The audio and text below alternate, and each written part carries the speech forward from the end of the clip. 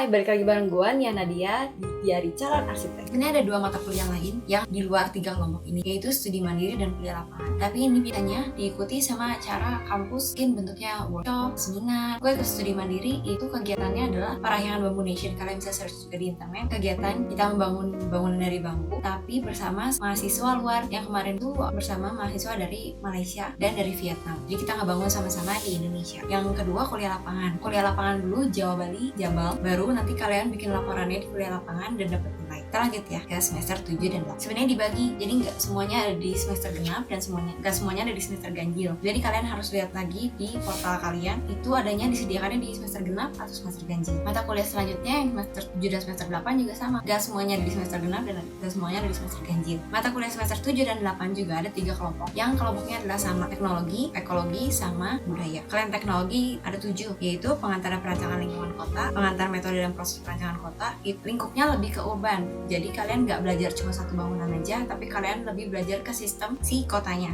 Dua ini itu adalah sesuatu yang berkelanjutan. Kalau kalian mau ikut yang keduanya, kalian mau ikut yang pertama. Yang ketiga, pengantar ekonomi perumahan. Lebih ke ekonomi. Sebenarnya ini kayak kelanjutan yang pengantar ekonomi bangunan. Jadi kalau pengantar ekonomi bangunan itu dia cuma satu bangunan aja. Kalau pengantar ekonomi perumahan, dia lingkupnya lebih ke satu wilayah, kayak satu estate gitu, satu perumahan. Nah kita juga nanti tugasnya satu lingkup perumahan gitu. Yang keempat, pengantar perumahan murah. Ini juga menarik karena sekarang itu kalau bangun rumah cukup mahal. Jadi di sini di mata kuliah ini kita bisa belajar apa sih yang bisa kita turunkan biayanya lihat dari perumahan itu. Yang kelima, manajemen konstruksi. Lebih ke bagaimana kalian ngatur konstruksi. Mungkin ada tahap-tahapnya, periode-periodenya. Nah kalian gimana cara baginya? Soalnya kalau mata kuliah yang wajib itu kita nggak terlalu banyak belajar konstruksi. Jadi kalau kalian tertarik sama konstruksi, sistem bagian konstruksinya, kalian boleh ambil kelas ini. Yang keenam, prinsip akustik dan arsitektur. Ini juga menarik kalau kalian mau belajar tentang akustik. Nah, nggak terlalu dalam sih karena ini hanya 3 SKS. Tapi kalian lumayan mengenal bagaimana sistem akustik. Misalnya kalian cuma tahu kalau misalnya ruang auditorium ini harus kedap suara, ruang musik harus kedap suara. Tapi itu sebenarnya mereka punya perbedaan kedapnya. Itu diukur dari berapa desibel yang bisa mereka tahan. Yang ketujuh adalah teknologi konservasi bangunan. Kalau misalnya di semester sebelumnya adalah pemugaran bangunan, lebih ke peraturan kalian boleh memugar sampai seberapa besar dan harus mengikuti aturan seperti apa. Teknologi konservasi arsitektur ini lebih belajar teknologi zaman sekarang kalian aplikasikan ke bangunan yang perlu dikonservasi. Jadi kalian harus belajar dulu bagaimana konservasi itu, perbaikan bangunan lama harus seperti apa, harus semirip apa, dan apa yang nggak boleh diganti itu kalian harus tahu dulu. Baru kalian dengan teknologi zaman sekarang kalian bisa aplikasikan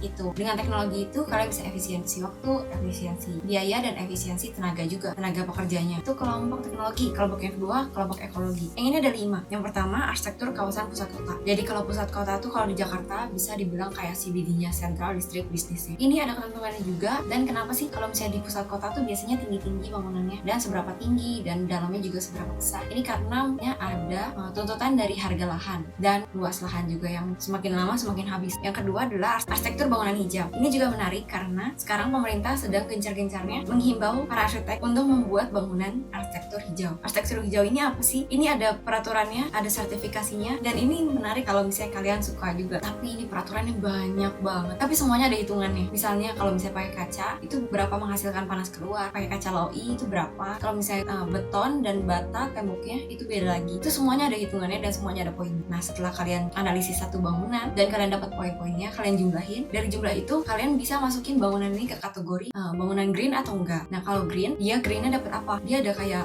tingkat-tingkatan gitu, kayak gold, platinum. Itu ada peraturannya dan itu seru. Yang ketiga adalah pengantar real estate. Ini lebih ke sistem bagaimana real estate itu terbentuk, mereka pertimbangannya apa saja. Itu lebih ke ekonomi. Yang keempat adalah landscape perkotaan. Ini menarik banget kalau kalian memang suka landscape. Pengolahan landscape itu beda banget sama pengolahan bangunan. Dan kalau misalnya sekarang gua S2 di ITB juga mereka punya jurusan khusus landscape. Kalau misalnya kalian memang suka landscape, kalian coba masuk kelas ini, dan kalau misalnya benar-benar tertarik kalian bisa lanjutin fokusin karena ini cuma 3 SKS, jadi ya benar-benar belajar dasarnya banget. Yang terakhir adalah arsitektur pesisir. Ini juga menarik. Pesisir adalah pinggir pantai. Nah, pasir pantai itu beda banget dan kalian harus mempelajari kondisi lahannya dulu, iklimnya, lalu kalian pahami. Karena itu kan udaranya pasti lembab dan lembab asin. Jadi beda banget yang di pesisir dengan di kota. Kelompok yang ketiga adalah kelompok budaya. Ada 6 mata kuliah. Yang pertama, pengantar teori bentuk dan makna. Karena ini bidangnya budaya, biasanya teori bentuk dan maknanya itu berhubungan sama arsitektur tradisional. Jadi kalian akan mempelajari arsitektur tradisional dan kalian bisa tahu kenapa bentuknya bisa seperti itu. Itu banyak pengaruhnya. Mungkin juga dari budaya masyarakat setempat, mungkin juga dari iklim mereka, dari adat istiadat juga. Ada beberapa yang membatasi ketinggian bangunan, seperti kayak di Bali, mereka nggak boleh bangun bangunan lebih tinggi dari pohon kelapa. Jadi semua bangunannya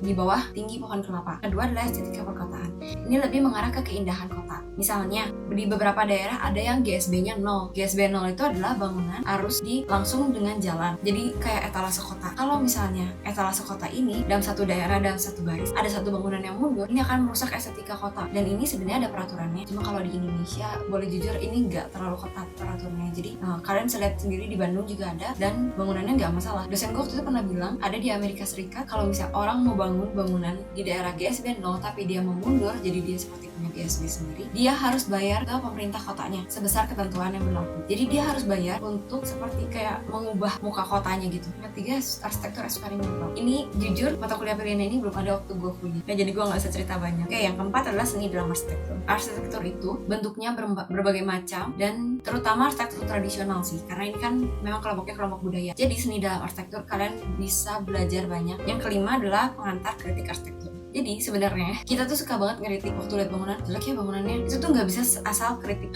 jelek atau bagus, tergantung personal kita. Nggak, semuanya ada dasarnya. Kalau misalnya kalian memang suka mengkritik tapi berdasarkan pengetahuan. Lalu yang terakhir adalah perilaku dalam arsitektur. Di arsitektur itu kita nggak bisa berperilaku seenaknya. Kita harus lihat juga, kita harus mempertimbangkan penghuninya, lingkungan, budaya setempat, macam-macam lagi banyak yang lain yang harus kita pertimbangkan. Jadi kita bikin bangunan yang menanggapi lingkungan sekitarnya juga. Itu sih mata kuliah pilihan yang ada di arsitektur Unpad. Mungkin kalau misalnya tahun ini ada pembaharuan, gue juga kurang tahu kayak arsitektur eksperimental tadi, kalian boleh tanya ke kelas mereka ambil apa. Biasa sih fokusnya sukanya apa, cobain ambil dulu yang mata kuliah pilihan semester 5 dan 6. Kalau misalnya benar-benar suka, kalian bisa terusan yang berhubungannya. Jadi jangan khawatir, cobain ambil dulu. Ada yang lepas waktu PRS, ada yang sit in dulu, nanti PRS baru ambil kelasnya, boleh atur-atur aja. Kalau kalian mau tanya mata kuliah pilihan apa, boleh komen di comment box bawah. Gitu aja dulu, dadah.